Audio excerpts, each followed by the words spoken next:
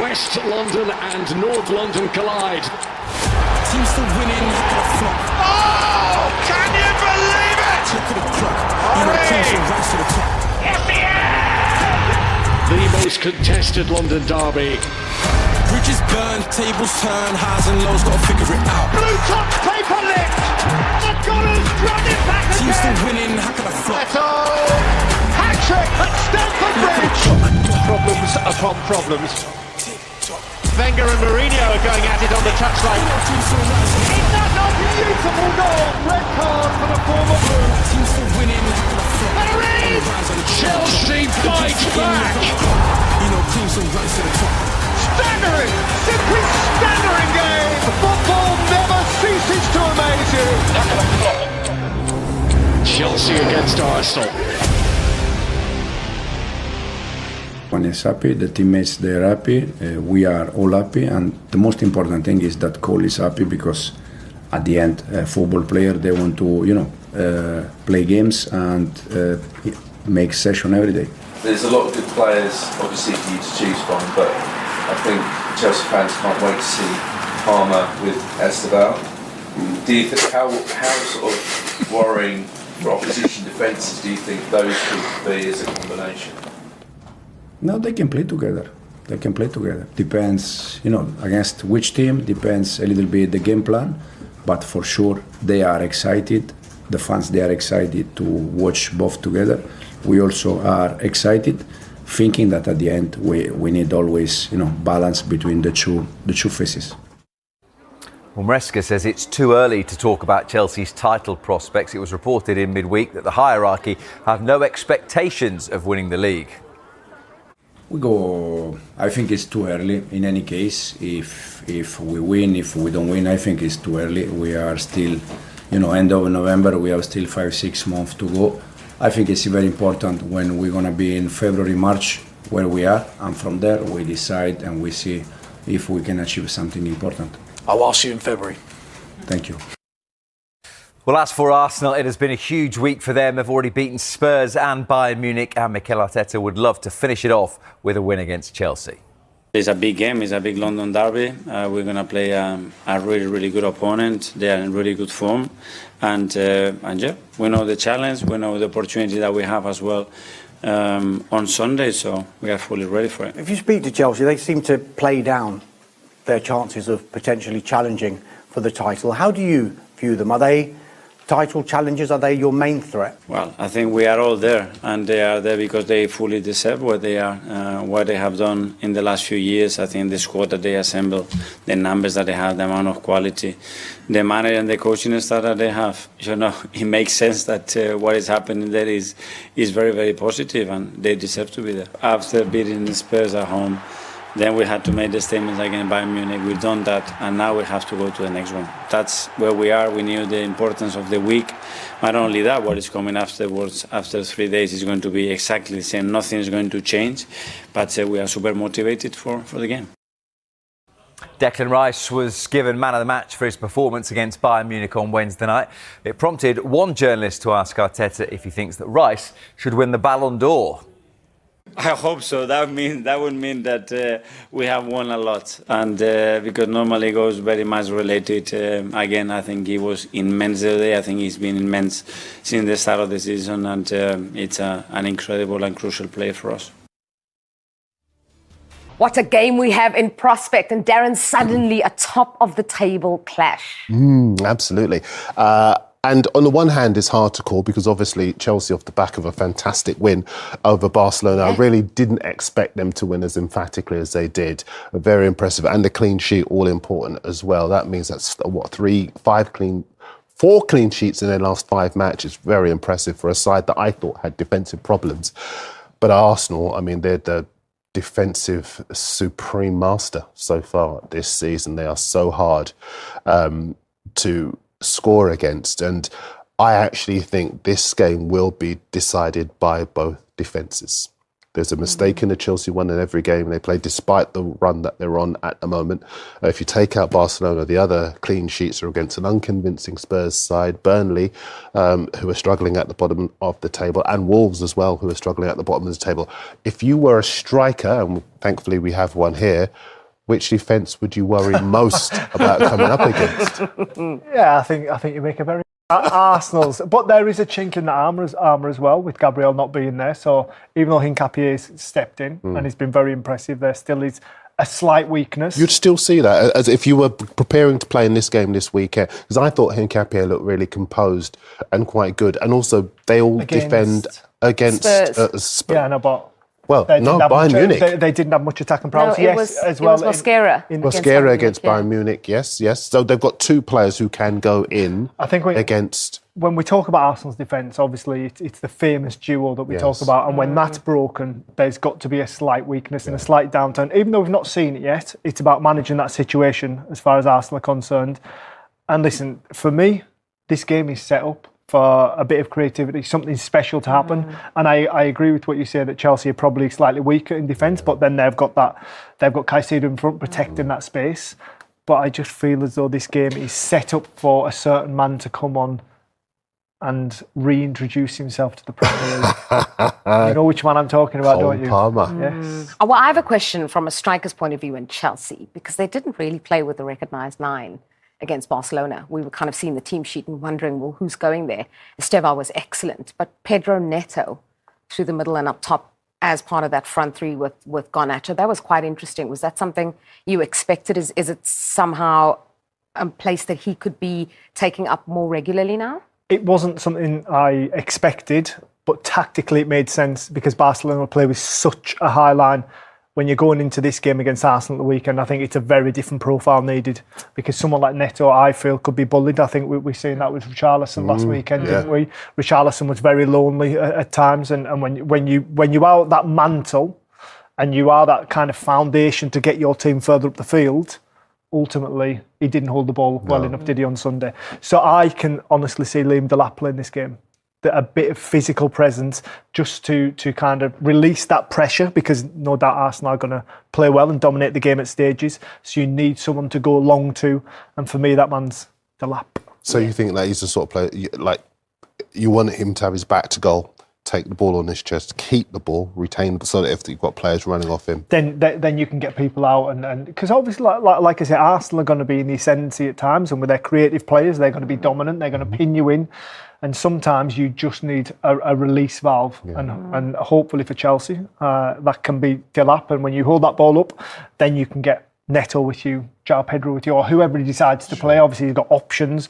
And when they're going forward, they're really exciting. Let's talk about the midfield battle, because there is quite an exciting one about to go down here. Moises Caicedo, who was able to be rested against Burnley, because obviously he travelled back so late from international duty. He did feature against Barcelona, expecting him to play against Arsenal, and then against Declan Rice as well in that midfield. He was the outstanding player in midweek against Bayern Munich. That is a scintillating battle to look forward to. It is, and it's going to be interesting to see how Arsenal deal with him, because do they try to cancel him out with a Rice or even a Zubimendi, who both of whom are very disciplined in the centre of the park? Or do they say, listen, let them worry about us and play around him, then play down the channels? They've got very accomplished wingers who can score from the wide areas or provide the ammunition from the wide areas. So it does remain to be seen. Given the game is at Stamford Bridge, I would imagine they'll probably look to contain the likes of Caicedo and play around him. Would you agree with that?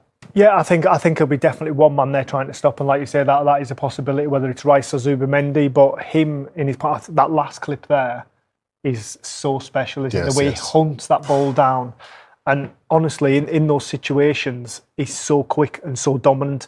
For me, he went there with a lot of hype from Brighton, a lot of expectation to step up. Obviously, the price tag came into consideration, and I feel now we're really starting to see the real Moises Caicedo and how good he can be. And I still think there's potential and growth left in him. And I think on those clips as well, we've seen him getting further forward, and he's more efficient, whereas we know him as that kind of deep line protector. I think he's adding elements to his game as well. Yeah, well, you mentioned as well. I want to move on to him because Enzo Maresca was speaking about the prospect and likelihood of Cole Palmer and Estevao playing together. No, they can play together. They can play together. Depends, against which team, depends a little bit the game plan. But for sure, they are excited. The fans, they are excited to watch both together. We also are excited, thinking that at the end, we need always, balance between the two faces. Yeah, there was a funny moment at Stamford Bridge. Cole Palmer was, obviously, they showed him, he was sitting on the bench there. And then when Cucurella was given player of the match, Palmer was standing pitch side and was like, how did you win this? Because I think a lot of people thought Estevao was the outstanding player. Very, very exciting prospect. And I think exciting for a lot of people that he chose to come to the Premier League. Yeah, super exciting. Listen, I covered Brazil in the international break as well, and I saw him there, and he is their next big star. There's a lot of hope on his shoulders going into the next World Cup, and that comes from his time at Chelsea, what he produces in the Premier League, and it's there for Carlo Ancelotti to see. And for me, yeah, as an ex-forward player, when Maresca's asked that question, I think it could be beautiful watching those two together. I think it'd be a wow. Well, you schooled me before the show because I was saying to you, look, I don't know if you can start Palmer in a game against Arsenal, formidable Arsenal, after 2 months out. And you told me a really interesting story. Yes, I did, yeah.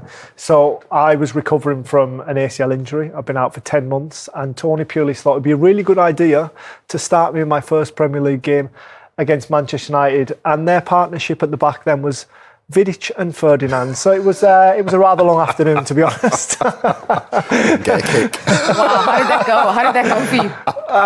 Well, I try and forget about it, to be honest, Julie. Okay, yeah, sorry. I know I didn't score, we didn't win, but I can't remember what score the game was. But the interesting thing is, I actually agree with Glenn. I think it's a big ask to start Cole Palmer from the start. And I think in English football culture, what we like to do is, if there are really good players, we want to shoehorn them all into the same side. But I think the system that beat Barcelona, and bear in mind, Barcelona's form fantastic so far this season. They're in a two-horse race with Real Madrid for the Spanish title. The attacking trident of Rafinha and Lewandowski and Lamine Yamal, and Chelsea kept them quiet. Yeah. I think the system they've got so far works, and maybe we could see Palmer in the 65th, 70th minute. He's coming back from injury. You have to be fair to him and not expect too much too soon. Estevao, or Estevao, some people are calling him, he's more than capable of minding the store by himself, I think. Yeah. Estevao, if anyone forgot that you're a print headline man, there's the proof. It's in the pudding. Estevao. I'm available for bar mitzvahs and weddings as well. Just make sure it's on silent for now, because it's going to be ringing off the hook worldwide. Okay, speaking of players coming back from injury, very similar situation at Arsenal, because Eberechi Eze was sensational in that North London derby, which I won't remind you of your predictions. Actually, we've clipped that up. No, I'm kidding. Eberechi Eze was amazing, scored that hat-trick, but now there is an opportunity for Martin Odegaard to start. What do you do if you're Mikel? Eze or Eberechi easy. As lots of people have been saying. Why would you drop someone who has had such an outstanding impact on the team, on the fan base, on the momentum that Arsenal are trying to generate? Listen, I defer to Glenn because he would be able to tell you far more about why it would be important to have that stability. But I don't see why, even if Odegaard might be the superior player, the senior player, I think, well, exactly. Superior. So, but some people would see him as superior. Eze right now, he's the man with the possession, 9/10 of the law. For me, Eze is everything Arsenal are. I think he is the community of Arsenal on the pitch. I think he encapsulates like the feeling in and around the football club. You can see what it means to him that a fan would play with. I had no doubt after watching him a lot at Crystal Palace that he would step into this Arsenal team and take it by storm. Listen, it's been pretty gradual. It's been slow at times, but that was an announcement last Sunday. And honestly, I think he could leave the football club as an icon. Wow. This is a big opportunity for them. They've not won the Premier League in many, many years, decades, in fact. They've had moments where they've led the Premier League and they've not been able to see it through. Let's take a look at some of their fixtures that are coming up because, you know, once they play Chelsea, they've played most of the sides in the top half of the table, certainly. And this is confirmation of what's coming up. I mean, mentally, Darren, that's also part of the fight. You know, they've got this big game against Chelsea coming up. They had a big game in midweek. They had a big game on Sunday. But mentally, this is a battle for them as well.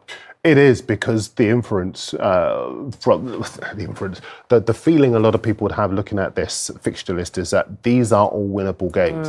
And I think in title races, that's where Arsenal have slipped up in the past. Not necessarily against the biggest teams.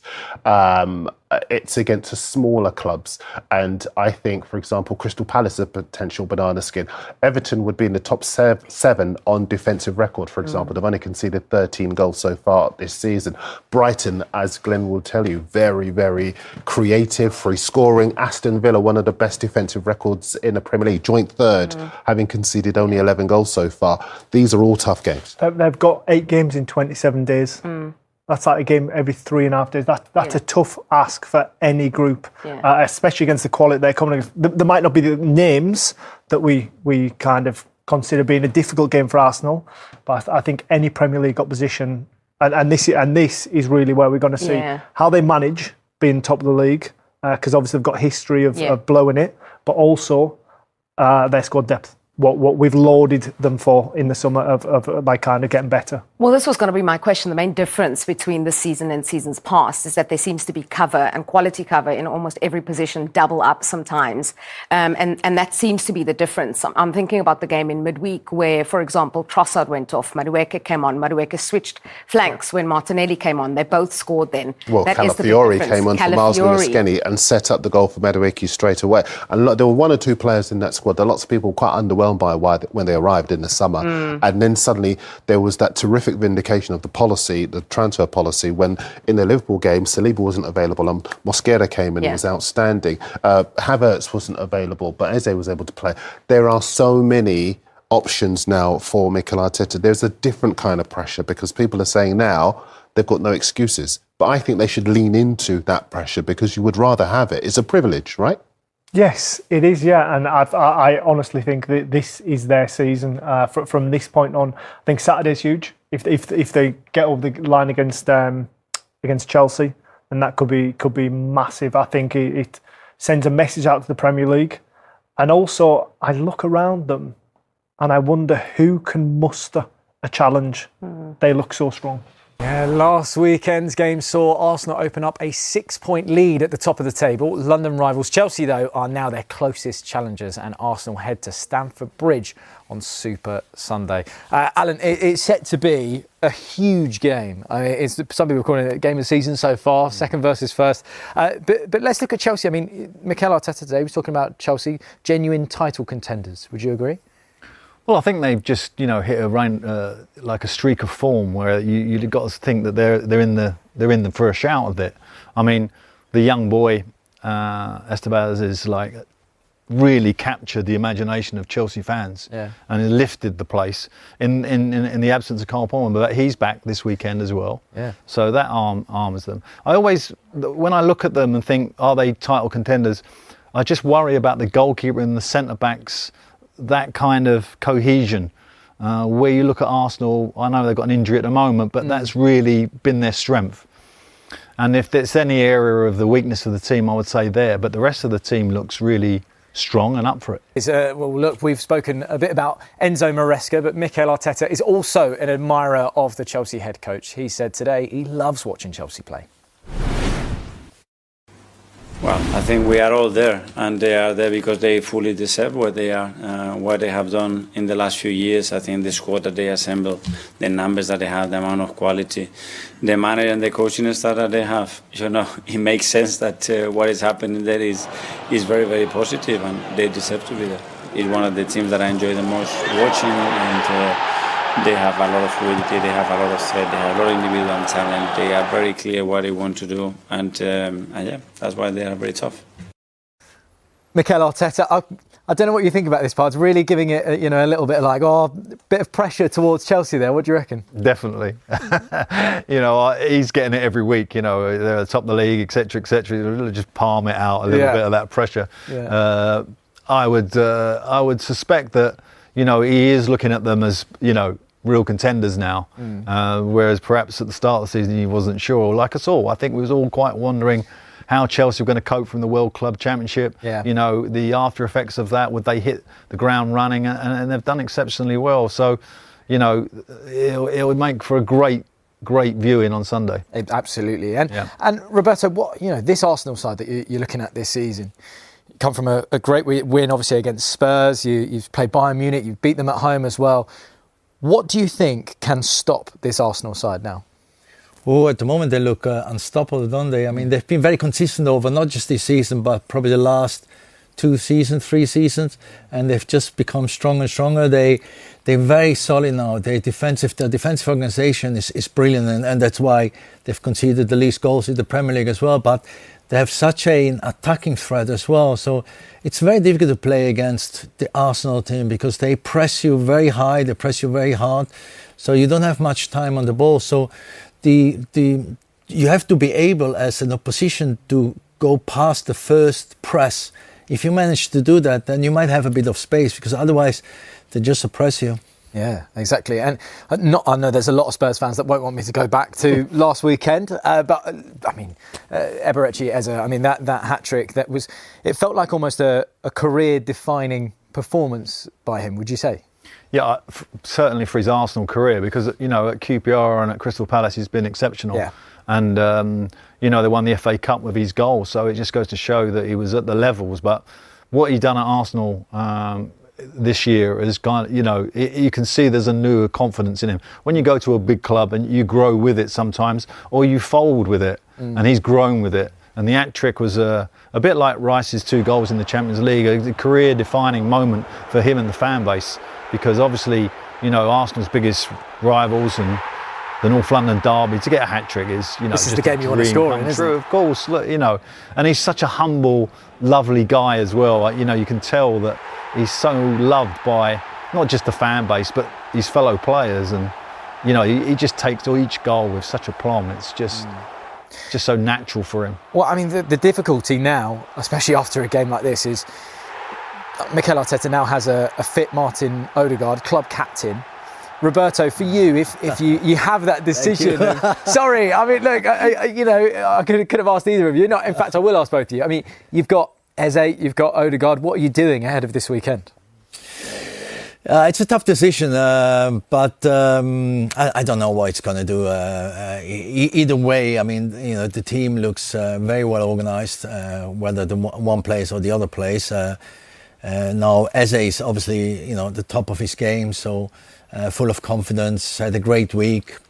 You might consider that he's played 2 games in a short period of time, so might bring in some fresh legs for Sunday, but you know, that's really down to the manager, how he sees them on a daily basis on the training ground, and then make a decision about it. How much of a headache is that, as a manager, Alan, to have a player that is pushing your captain in that position? Well, most football managers have a lose-lose situation. We lose centre back, and the other centre back's not, you know, just as bad as the one that's come out. This is a win-win. You know what I mean? He can't lose. So whoever he puts on the bench is a massive asset to have that coming off the bench. I would suspect that he would keep Eze in the team because my natural reaction would be to play players in form. I mean, obviously, he's so high in his own emotion at the moment of getting a hat-trick that I would start with him. That's it. As you mentioned, Cole Palmer is fit to start against Arsenal after overcoming a toe injury, albeit a strange one. A key factor in the game will be in midfield, though, where 2 of the league's best players, Declan Rice and Moises Caicedo, go head-to-head. And Maresca said today he always knew Rice would get to the very top after working with him earlier in his career. I just heard you asked in your press conference about Rice, Caicedo. And there was a bit of chat during the week, that being a bit of a throwback to the old, I know it's Man United, but the old Keane Vieira battles. Do you see that, Rice, Caicedo, being a big part of what decides Sunday? Yeah, I see them. Yes, but I see them 2 fantastic players, 2 fantastic midfielders. In this moment, and Declan is playing a little bit more in front as attacking midfielder. We use Moy in different way, but both they are top players, fantastic player. Do you think it's a valid comparison? People will talk Rice v Caicedo, or do you see them being quite different in profile? No, they are as I said, Declan is playing like attacking midfielder a little bit in this moment. Mo is playing more defensive midfielder, but both they are very good players. But especially both because I had Declan when I was at West Ham and I was there as assistant coach. So both they are good person, good guy, humble both, and it's nice to work with them. Of course, I forgot that with West Ham. So when you saw him as a younger player, when you were at West Ham, what potential did you think he had there? You can see immediately. It's very easy when you see a profile like Declan to understand that he's going to be a top player. It was easy, wasn't it? You could see it straight away. Yeah, you can see. He was playing central defender in that time with second team, and he started to play as a midfielder with Pellegrini at West Ham. But for sure, you can see that he was very good player. Did you think he'd become, like you said, he played a bit centre back then? I think a lot of people thought he might go into midfield and then end up playing as more of a defender. Did you expect he'd play the kind of advanced role that we see him play now? Did you expect to do that? It's just evolution from Mikel, from him. I think again, Declan is a fantastic player. He's good defending. He's good offensively. So it's in both phases. He's very good. I remember it would have been around this time last year. Your team were going well, but you said essentially we're not ready yet. Are you ready now? I think we are better than last season, for sure, no doubt. And the reason why is because we spent one more year together. Where we are in this moment, to be honest, I don't know. What I know is that we go in the right direction, and we are competing every game against any team. Well, as you can also see, we've been joined by a Chelsea legend, both as a player and manager, Roberto Di Matteo. Roberto, thank you so much for joining us. I've got to say, Alan called this because I know you had a little bit of traffic issues, and Alan was like, "Don't worry, he's going to be here. He's going to be here." And you're still fine though, bro. You're still fine. Yeah, you're still fine. I know. Roberto, I'll start. We just saw Enzo Maresca there talking, all things Chelsea, about Declan Rice as well. But with Maresca, do you feel like Chelsea are under or overachieving? I think they're just right at where they have to be in this time of the year. I mean, last season, Champions League qualification was an objective or a target. They achieved that, won 2 trophies, was great. It's always nice to put a few trophies in the cabinet. Yeah, of course. And then this season, they're up there in the league. They are in a very good position in the Champions League, performing at a high level as well. There's just a little bit of still inconsistency there, maybe in 1 or 2 games, but all in all, I think they are doing very, very well. It's a weird one because you mentioned those inconsistencies every now and again, but sometimes it feels like the fans haven't fully embraced him yet. Do you know what I mean, Alan? Well, the one thing I would say is that he's been really solid with the players. There's not really any kind of noises coming out of there, and the ball, more importantly for him. Yeah. That he seems to be juggling a lot of things there because the squad is huge, a lot of young players. He's done exceptionally well, in my opinion. And the team is gelling nicely. The performance in the week was terrific, and they'll take that into Arsenal. And Cole Palmer's obviously been out. He's only had 2 Premier League starts. Is it a case of get him in as quickly as possible, do you reckon, Roberto? I wouldn't expect him to start on Sunday because he's been out for a while now, and also the team has been performing extremely well. So it'd be a surprise if he's on the starting lineup. But he's a player that he can unlock a game. He's a player that has done some marvelous stuff for the club, and it's good news that now end of November he's available again, because now then the Christmas period is coming out with many games, so you need all your players available if possible. Yeah, Alan, what would you say? I mean, he's been out. Obviously, Chelsea have been on this good run of form. Like they're second in the table, as we say, playing well in the Champions League. All of a sudden, Cole Palmer becomes available. Physio saying to you, he's fit to start. What are you doing? He goes on the bench. I mean, Roberto, I tell you, the one thing that you're under pressure on as a manager is to play too early, and he gets an injury. Play him full 90 minutes at that level. So to introduce him, particularly on the back of a winning team, is like the perfect scenario. So if the game's not going so well with 20 minutes to go, it will lift the stadium, and lift the team, because obviously he's an exceptional talent. Well, there was one talent you were talking about as well, Estevao. Wow. And I think you're right. I think it's that thing with a player like that really just lifts not just the players around him, but the crowd. Yeah. I mean, I was doing a commentary there, and Esteban, I've never heard, and Roberto probably backed this up, I've not heard the excitement from Chelsea fans for a long time. Maybe going back to even Ian Hazard when he first arrived, the level that he produces. He come on against Wolves and changed the game. He's got exceptional talent and so quick over that sort of first 2-3 yards that he's almost impossible to defend. So outside or inside, whichever way he's going to go, it's very difficult to stop him. He has a confidence about him. He's starting for Brazil at such an early age. It's just a terrific prospect. He's become Brazil's penalty taker as well. He's 18 years old. Roberto, have you been surprised? I mean, seeing someone come from Palmeiras, straight from the Brazilian league into a title contending Chelsea side, and he's adapting so well to the Prem.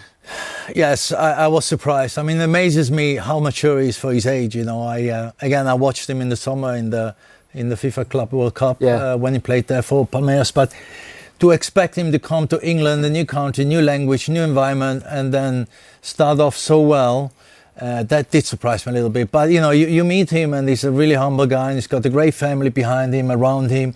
So he's very settled in here in London or in Cobham, so and he's an exciting player. I mean, when I first watched him in the States, I was like, wow, this is special talent. And he's slowly developing because, let's not forget, he's still very, very young. Yeah. But he has so many skills and attributes, and he's only going to get better as well. So he's going to be a top player. Yeah, absolutely. I mean, as a manager, right, this may seem like a silly question, but if the game's a little bit dull, you are looking for that injection. Are you thinking about a player that the crowd all of a sudden are going, we've all been waiting to see him? Well, of course, you always got that in the back of your mind, a sort of armoury as a manager, to kind of have a player that can lift the stadium. I mean, I had a talent at Newcastle in Ben Arthur who had the excitement around him was like perhaps above his ability even. Yeah. But it just is, and it just creates such a presence when he enters the field, etc., etc. But Palmer is a player that also carries that. So Chelsea are lucky; they got two really outstanding players, young players, who can lift a stadium, whether they're on the pitch or coming in later. It's a great asset.